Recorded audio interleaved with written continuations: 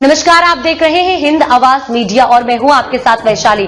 आइए रुक करते हैं आज की खास खबर पर। अर्धवार्षिक कॉन्फरन्स आयोजित करण्यात आली होती। यामध्ये विविध विषयांवर चर्चा करण्यात आली, सादरीकरण करण्यात आलं।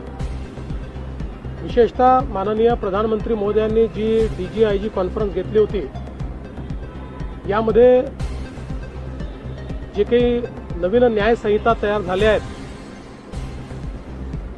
त्याच्यावर आधारित जे काही बदल करायचे आहेत, तंत्रज्ञानामुळे जे काही बदल झालेले आहेत त्याचं जे समावेशन करायचं आहे, अशा विविध गोष्टींवर राज्यांना 106 मुद्दे दिले होते की ज्या मुद्द्यांवर राज्यांना काम करायचं होतं त्याचंही सादरीकरण करून महाराष्ट्राने त्या मुद्द्यांचं काय कंप्लायन्स केलं आहे हे आज वरिष्ठ अधिकाऱ्यांनी आमच्यासमोर मांडलं।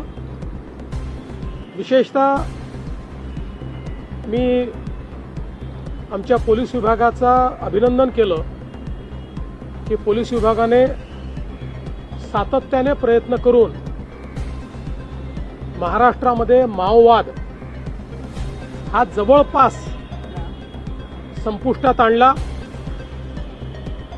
आणि जवळपास आमच्या 244 पोलिसांनी हा माओवाद संपवण्याकरता शहीदी दिली।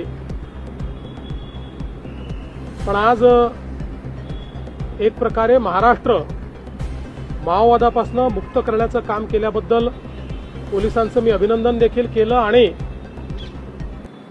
ज्या लोकांनी किमान 3 वर्ष